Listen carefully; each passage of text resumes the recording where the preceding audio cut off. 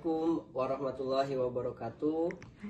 Perkenalkan, nama saya Jainal Arifin dari Prodi Manajemen Pendidikan Islam. Sekarang semester 6 menuju semester 7. Pada hari ini Sabtu ya, saya sedang melakukan wawancara, yaitu tugas mata kuliah Manajemen Perguruan Tinggi. Dan di samping saya adalah Pak Ajun Rois, yang dimana sekaligus Kaprodi PAI ya Pak? Ya, Kaprodi PAI, dan sekaligus dosen juga di Institut Agama Islam Laroiba. Mungkin langsung ke pertanyaan ya. Pertanyaan pertama yaitu apa tugas pokok dan fungsi unit ini? Baik, bismillahirrahmanirrahim. Assalamualaikum warahmatullahi wabarakatuh. Waalaikumsalam warahmatullahi wabarakatuh. Terima kasih pada saudara Zainal dari Prodi MPI ya. Mudah-mudahan semuanya sehat. Amin. Jadi tugas pokok dan fungsi unit Prodi PAI ini adalah yang pertama, memastikan berjalannya visi misi dari prodi itu sendiri. Jadi menyusun visi misi, kemudian menjalankan visi misi. Yang selanjutnya adalah melakukan pengorganisasian dosen. Pengorganisasian dosen itu adalah memetakan dosen berdasarkan kompetensinya untuk mengampu di di mata kuliah mana dosen tersebut mengampu. Nah, kemudian selain mengorganisasikan, juga mengevaluasikan kinerja dosen. Makanya kita selalu ada evaluasi dosen di akhir semester itu. Setiap semester di akhir itu pasti ada evaluasi. Setelah kita melakukan evaluasi, kemudian kita pun melakukan pengawasan tentunya ya. Misal ada saja dosen yang kinerjanya kurang begitu memuaskan di mata mahasiswa. Nah, bahkan kalau saya secara pribadi selalu membuka saran ataupun bentuk kritikan dari mahasiswa. Dan baru-baru ini juga ada mahasiswa yang memberikan sebuah kritikan kepada dosen yang meminta agar salah satu dosen tersebut diberikan teguran dan lain sebagainya. Dan itu sudah kita lakukan. Nah, tentunya selain itu kita pun melakukan rapat kerja ya antar prodi, khususnya di Prodi PAI. Bagaimana program kerja itu berjalan sesuai dengan apa yang direncanakan. Nah, singkatnya seperti itu tugas dan fungsinya seperti itu. Mungkin dilanjut dengan pertanyaan kedua ya. Bagaimana struktur organisasi unit ini? Oke, struktur organisasi unit dari Prodi PAI itu sendiri yang tentunya pasti ada secara struktur kelembagaan. Kita mulai dari rektor, kemudian kita jalurnya itu Warek 1, kemudian dari Warek 1 kita ke dekanan, ada dekan, baru prodi, per prodi ya. Di bawah dekan itu ada 3 prodi di bawah Fakultas Ilmu Tarbiyah dan Keguruan, ada PAI, ada MPI, ada juga PGMI. Nah, di situ kita memiliki cabang lagi. Jadi ada di bawah prodi itu ada staf prodi, ada sekretaris prodi, ya ada staf yang lainnya di bawah prodi. Nah, itu berjalan sesuai dengan tugas dan fungsinya masing-masing. Itu. Mungkin kita lanjut lagi, yaitu pertanyaan ketiga. Ya. Apa saja program unggulan yang dijalankan? Ada beberapa program unggulan kita khususnya di Prodi PAI. Yang pertama itu kita ada KKN yang tidak lagi sifatnya nasional. Kita ada di PAI itu yang KKN itu di tingkat internasional. Tahun kemarin alhamdulillah kita sudah melaksanakan KKN internasional itu di Malaysia, dan insya Allah tahun sekarang pun kita akan KKN juga di luar negeri ya, insya Allah di Malaysia lagi. Nah selain itu kita ada pengembangan profesionalisme calon guru untuk mahasiswa-mahasiswa. Dengan cara apa? Dengan cara pelatihan-pelatihan ataupun pembekalan-pembekalan melalui workshop atau seminar-seminar. Dan kemudian kita pun memberikan sebuah beasiswa seperti misalnya at-ta'awun, prestasi, tahfiz, ya, yang itu alhamdulillah banyak membantu para mahasiswa sekarang. Nah, mungkin itu ya unggulan-unggulan kita. Program unggulan ya. Kita lanjut, yaitu pertanyaan selanjutnya, bagaimana proses perencanaan program kerjanya? Oke, jadi program kerja itu kita disusun melalui rapat kerja ya, rapat kerja di fakultas antar prodi. Kita bekerja, ada namanya rencana kerja dan anggaran per tahun. Ada di situ kita susun rencana kerjanya berdasarkan tingkat kebutuhan dan disesuaikan dengan anggaran-anggaran berapa yang dibutuhkan. Jadi kalau bertanya proses perencanaannya, kita alhamdulillah selalu mengadakan rapat kerja dulu.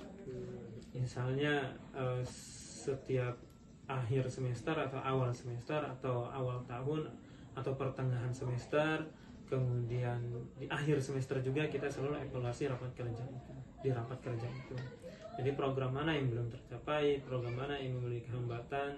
Jadi kita selalu berupaya ya, berkoordinasi bagaimana program kerja itu bisa berjalan.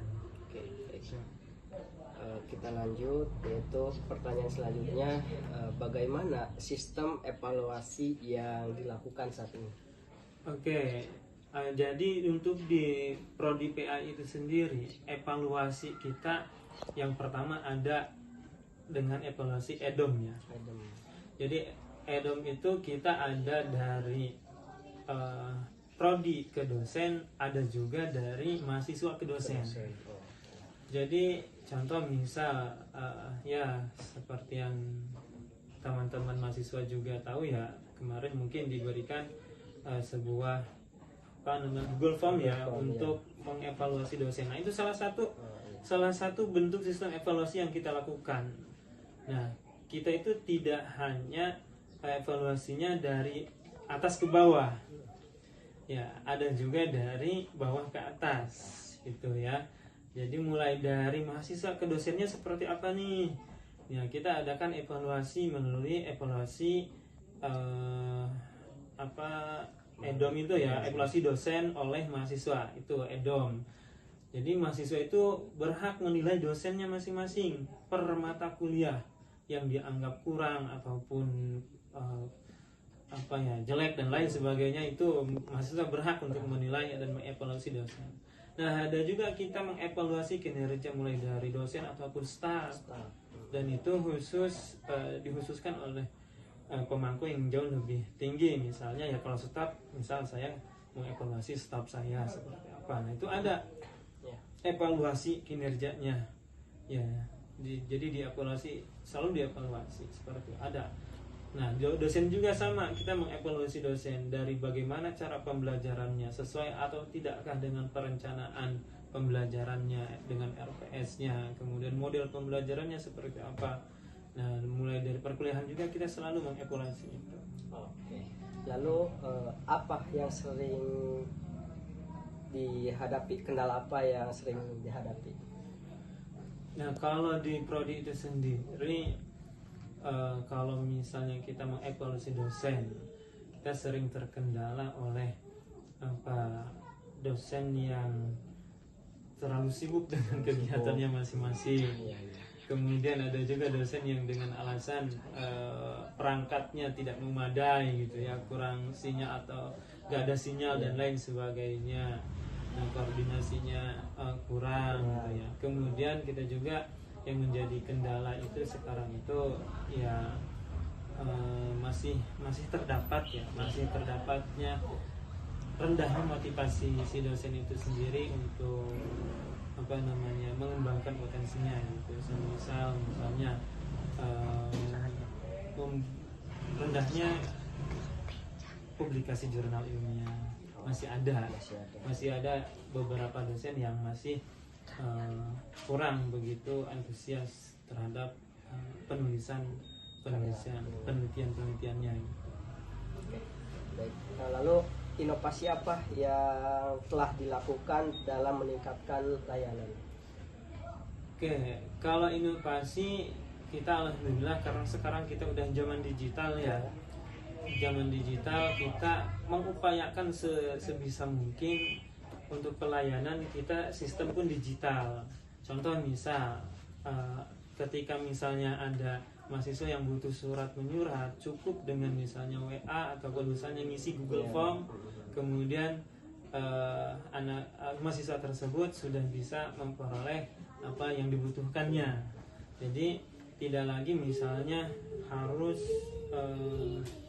si mahasiswa itu tidak lagi harus dalam keadaan darurat misalnya tetap harus ke kampus gitu ya. Nah sekarang bisa dengan proses online gitu ya, cukup memasukkan ke Google Form atau misalnya WA admin dari setiap prodinya masing-masing. Nah kemudian kita juga kan sekarang sistem digitalisasi ya, digitalisasi yang mana itu setiap misalnya perangkat-perangkat yang dibutuhkan di proses perkuliahan itu tidak lagi sifatnya manual. Contoh misalnya skripsi yang dulu itu lampiran-lampiran, kemudian referensi-referensi buku itu tidak harus lagi dicetak ataupun difotokopi si bukunya. Jadi cukup dengan link-link jurnalnya atau link-link bukunya yang menjadi referensi kemudian dimasukkan dalam satu file, kirim ke Google Drive. Nah jadi itu tidak lagi menghamburkan mahasiswa harus fotokopi ataupun harus ngeprint gitu.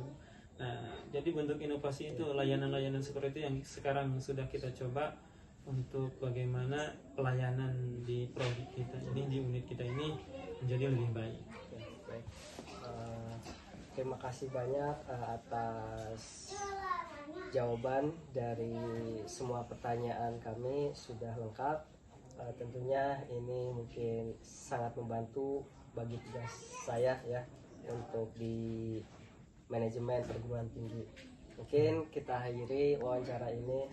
Terima kasih banyak Pak atas waktu luangnya ya. Sama-sama. Hai, perkenalkan nama saya Jihan Nadia, Prodi MPI semester 6. Pada kesempatan hari ini saya akan berbincang dengan salah satu mahasiswa yang mengikuti organisasi intrakampus, yaitu Hai, perkenalkan nama saya Tria Cahadipa. Saya di sini sebagai mahasiswa yang aktif di organisasi intrakampus, yaitu Senat Mahasiswa. Terima kasih banyak sebelumnya Kak Cahya sudah menyempatkan waktu untuk berbincang pada hari ini mengenai organisasi yang ada di kampus kita. Nah kalau boleh tahu nih Kak, selaku wakil Senat Mahasiswa, kalau boleh tahu nih tugas pokok dan fungsi organisasinya itu apa ya Kak? Untuk tugas khususnya gitu ya, tugas bersama itu kita bisa menampung dan menyalurkan bagaimana mahasiswa itu mempunyai aspirasinya gitu. Nah di sini tuh kita ada kata pertama sebagai ruang khususnya gitu, menampung aspirasi mahasiswa gitu. Selain itu kita juga mengawasi khususnya di BEM Ormawa. Jadi bagaimana kinerja yang ada ya, kinerja di Ormawa Remba ini bisa terpantaukan. Selain itu kita juga sebagai menjadi forum musyawarah gitu antar Ormawa. Kalau misalkan nih di salah satu Ormawa kampus gitu ada perselisihan atau gimana, kita bisa menjadi titik tengahnya. Ya, sebagai penengah ya.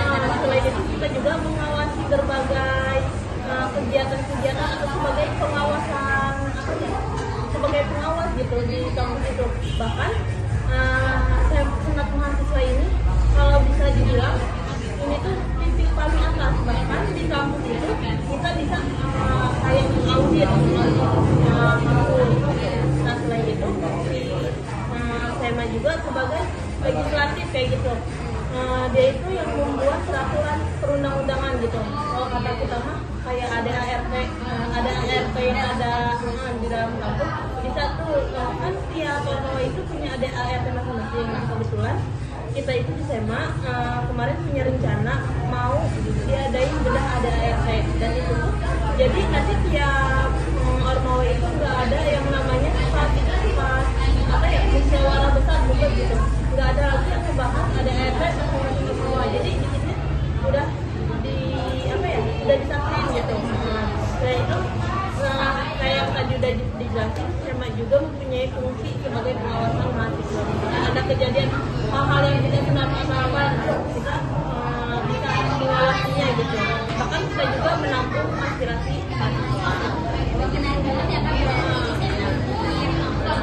fungsi organisasi ya. Oke Kak, kalau boleh tahu Kak, fungsi organisasinya itu seperti apa?